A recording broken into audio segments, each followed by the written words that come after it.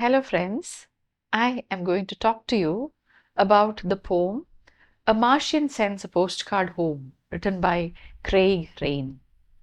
Now, Craig Raine, who was born in 1944, is a contemporary British poet. He was educated at Oxford, and in addition to his career as a poet, he is also a novelist. He is a poetry editor with Faber and Faber. He is founder and editor of the literary magazine Arete. His first collection of poetry was published in 1978, and he has brought out 11 collections and 2 novels and also some literary criticism. He is particularly interested in writing about the works of T.S. Eliot. Craig Raine is remembered mainly in connection with a minor movement in British poetry called Martian poetry. It is a kind of a branch of experimental poetry written during the late 1970s and the early 1980s. And other than Craig Raine, we also have the writer Christopher Reid, the poet, and the novelist Martin Amis too, who tried out writing Martian literature, Martian poetry, and even Martian. Martin Amis mainly writes novels. And in these works, these poets, they employ the technique of defamiliarization. And they try to visualize the human life on earth as if from the point of view of a man or of a creature from Mars, which is a neighboring planet. So this is experimental because when you look at your own world from an alien perspective, it gives a freshness and a novelty. So that is exactly what they intended to. The ordinary and commonplace are illuminated by a fresh perspective. And their poems abound in visual imagery too. And often the poems are surrealistic because you feel that this is not kind of real. There's an element of surprise, of mystery, of unexpectedness in the poems, that in the Martian poetry, that is. Now this particular poem, which we are going to talk about, titled A Martian Sends a Postcard Home, which was written in 1979. Here, this is a very playful and humorous and an ironic poem. It is not very long, just 34 lines, and it's written in 17 couplets. A couplet is a pair of sentences, 2 sentences. So there are 34 lines in 17 couplets, and the poet writes in free verse. That is, there is no rhyme scheme and there is no metrical pattern either. That is what you would call free verse. And the tone of the poem is that of a very confused kind of a person, because this is the narrator of the poem, or the speaker of the poem, is a Martian who finds himself in a very strange world, and he is puzzled by everything that the humans do. And it is this confused person who is telling us, or who is narrating the whole thing to us. It's not exactly narration. It is, he writes a postcard. He sends a postcard to Mars, and this is what he writes in the postcard, because he's amused and bewildered by everything that the humans do. It's a highly entertaining poem. So let's read this. Caxtons are mechanical birds with many wings, and some are treasured for their markings. They cause the eyes to melt or the body to shriek without pain. I've never seen one fly, but sometimes they perch on the hand. Mist is when the sky is tired of flight and rests its soft machine on ground. Then the world is dim and bookish, like engravings under tissue paper. Rain is when the earth is television. It has the property of making colors darker. Model T is a room with the lock inside. A key is turned to free the world for movement. So quick there's a film to watch for anything missed. But time is tied to the wrist or kept in a box. ticking with impatience. In homes, a haunted apparatus sleeps that snores when you pick it up. If the ghost cries, they carry it to their lips and soothe it to sleep with sounds. And yet, they wake it up deliberately by tickling with a finger. Only the young are allowed to suffer openly. Adults go to a punishment room with water but nothing to eat. They lock the door and suffer the noises alone. No one is exempt. Everyone's pain has a different smell. At night, when all the colors die, they hide in pairs and read about themselves in color with their eyelids shut. Okay, so that is the poem. So the first couplet, he says, Caxtons are mechanical birds. So Caxton refers to William Caxton, who is the person who invented the printing press in English. William Caxton lived from 1422 to 1491. And so here the reference is to, the name of course is the name of William Caxton, but the reference is to a book.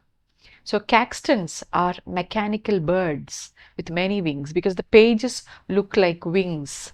And so this Martian says that these human beings, they use a mechanical bird which he calls Caxton, and it's got many wings.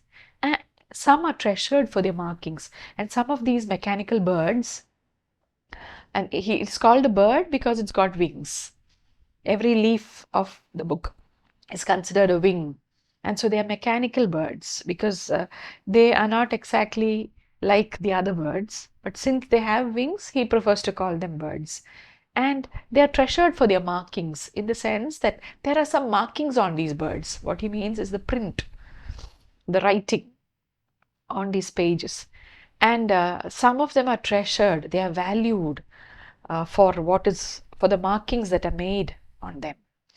They cause the eyes to melt or the body to shriek without pain. So sometimes these human beings, they look at these mechanical birds with wings and they go through the markings on the wings, and the eyes melt in the sense that they cry, because you know that books can make you cry, or they can also make you laugh. Maybe that is what he's talking about in the next line when he says, or the body to shriek without pain. So shrieking is making a loud noise, and sometimes you shriek with laughter. So even without inducing physical pain, these markings on these mechanical birds have this effect of creating shrieking without pain, or they can make these human beings, the body of the human beings, to shriek without pain. So it's either laughter, or it can also be that books can make you very emotional. Books can make you really upset. So it can put you through, sometimes when you read certain books, you are, it makes you very sad. It tortures you because the thoughts that are contained in the book can affect us very badly, because we talk about people being influenced by books. We have heard of life-changing books. So this causing the body to shriek without pain can either refer to the torment, the mental strain that a book causes, or it can also refer to the laughter, because without pain is mentioned. So there it means physical pain. Without inducing any physical external pain, this mechanical bird can make people make loud noises, either of laughter or of sorrow. Then, I have never seen one fly, but sometimes they perch on the hand. So he says, I've never seen these mechanical birds fly, but sometimes I see them perched on the hands of these human beings. Because when you hold a book in your hand, so he says, though I haven't seen it fly, somehow it perches. You know how the birds perch. So here, these caxtons or books, though they don't fly, at least he has not seen them fly, but he perches on the hand of these human beings. Then that is an interesting way of talking about books. And mist is when the sky is tired of flight and rests its soft motion on the ground. So sometimes he says there is something called mist. You know what it is, when the fog it comes down and it creates a shroud around everything, a white shroud, so that you can't even see what a person standing next to you. So mist, it floats around. So he says, he defines it differently. He says, mist is when the sky is tired of light and rests its soft machine on the ground. So sometimes, now looking from the earth, it looks as if as if the sky is moving, isn't it? The clouds are moving, and the earth seems to be stationary, standing in one place. And so that is why the Martian says that we have something called mist on earth, and that happens when the sky is tired of running around, and sometimes it rests its machine on the ground, and then everything is kind of white and foggy, you can't see anything clearly. Then the world is dim and bookish like engravings under tissue paper. So then the world looks like a tissue paper has been placed, and if tissue paper is placed on engravings in a book, you know what happens, it's blurred, you can't see it clearly. So that is how the world looks when the sky rests on it, and that is what these human beings call mist. So that is his definition of the mist. And then he says that the world again, it is dim and bookish like engraving. So like engraving, so there you have a simile. Then next he goes on to another interesting observation. Rain is when the earth is television. It has the property of making colors darker. So rain is, we are talking about the television when earlier, when there was the static, you would have the screen full of dots, black and white dots. So he says that rain is when the earth is television. It's full of dots, dots of water covering the whole place, and it also has this property of making colors darker. In the TV too, we know that the colors are more heightened than you would see it otherwise, because the leaves are all washed and fresh. The green, the leaves look brighter, the flowers also look fresher. So maybe that is what he means by saying it has the property of making colors darker. And then, so he has given very amusing um, definitions of both the rain and the mist. Now let's see what he's talking about next, what he's going to talk about next. He says, Model T is a room with the lock inside. A key is turned to free the world for movement. So quick there's a film to watch for anything missed. So Model T is a room with the lock inside. What is this? He's talking about a vehicle, maybe a car. And he says it's a room and it's got the lock inside. And when the key is turned, the world is free for movement, in the sense that you know that when you turn on your car, it moves forward. So it is as if movement is arrested, and with this key, with the key of the car, you unlock the world, you free the world for movement. And the movement is so quick that they have huge films so that you can watch anything that is missed. And what is this film that he's talking about? He's talking about the windows of the car, and in the front, the glass windows and the windshield. So that's what he is talking about. And so he says that once the movement is unlocked, things go by so fast that in order to see anything that you have missed, you can look out through these films.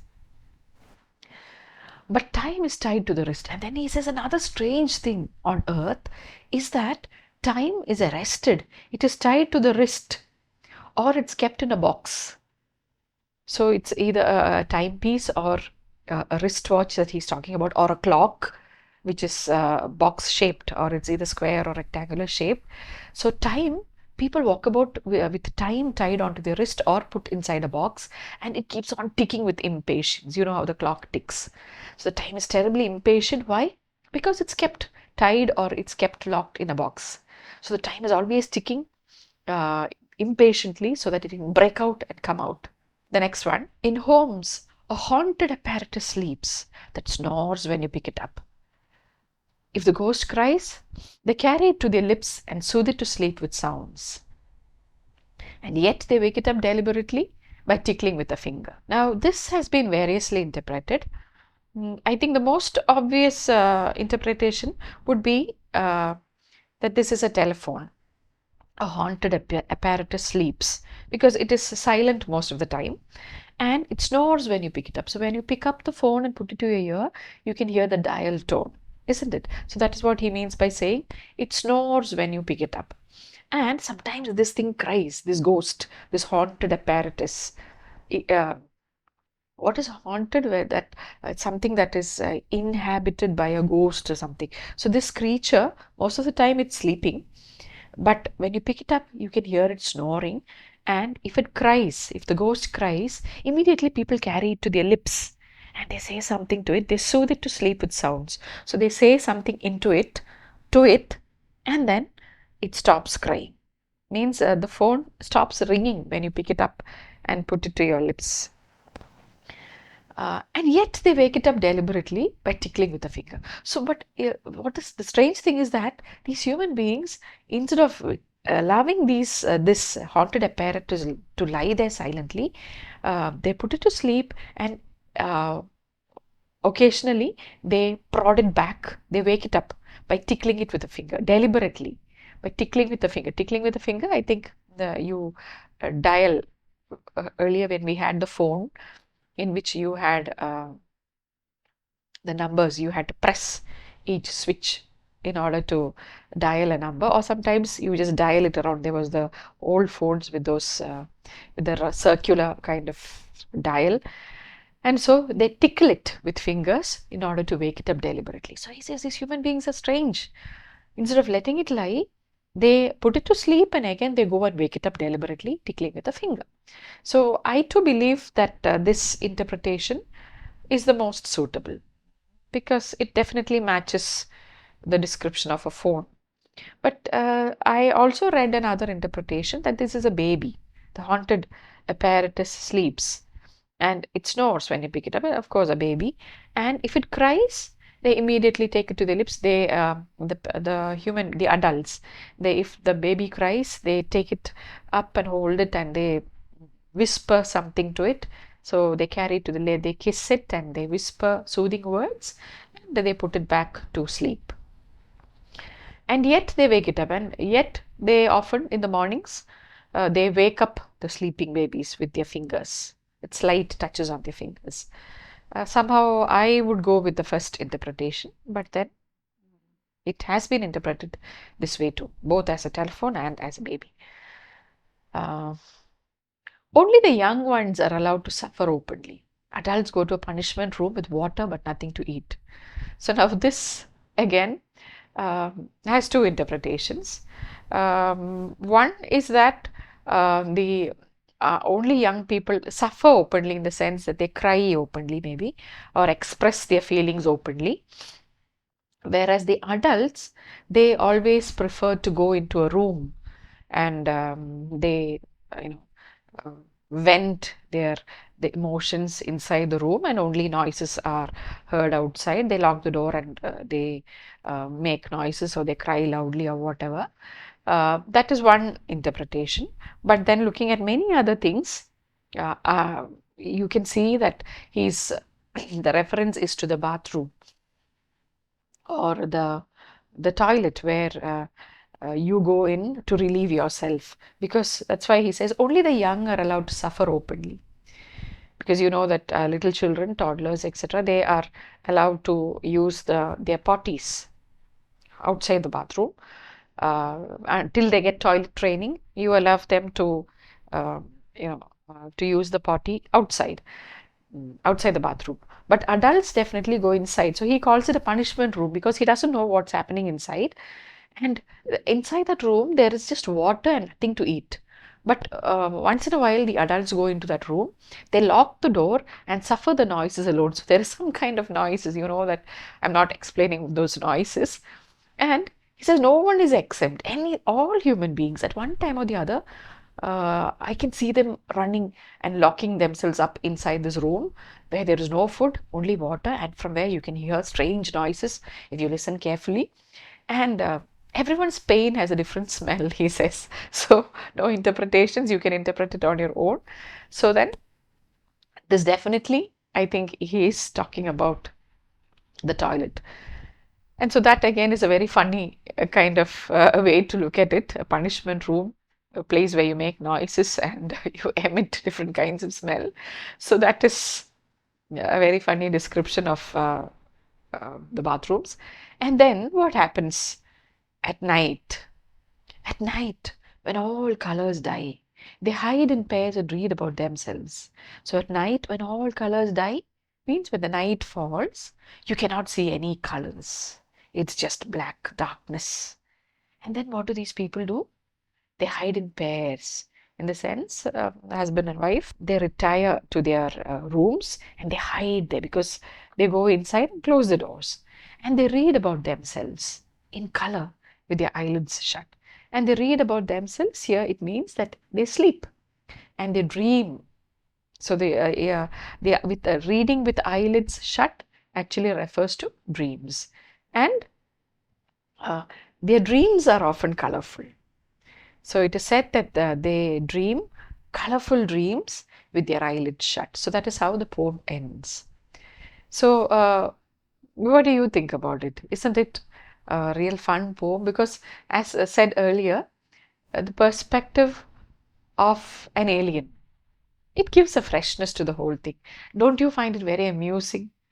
Because the things that we do every day, we don't find it strange at all.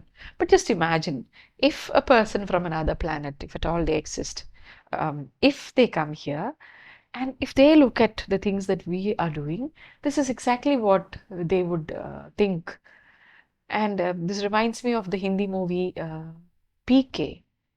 Was it? The name was PK, I guess, the one in which Amir Khan is an alien from some other planet. So this is exactly what he feels too. He talks about, he finds everything that is happening here quite strange. He cannot understand what's happening, but then he just follows what people do. So that kind of a situation. And this standing away also gives an opportunity to be sarcastic, uh, to make fun of the things that human beings do. So that is also there. That detachment, the aloofness gives you the freedom to criticize, to make fun. So that again is another uh, factor. And so this type of poetry is what is called the Martian poetry. And so it's really, as you would say, that it's very amusing and it's interesting too when you look at it. It's funny, it's hilarious actually, and I guess it's a very special poem because there are not many of these Martian poems that have become so popular. I remember having studied this in school, and also I have taught it somewhere. That too I remember. I've never seen another poem of this type too, so it occupies a special place in my mind. So that is one entertaining poem.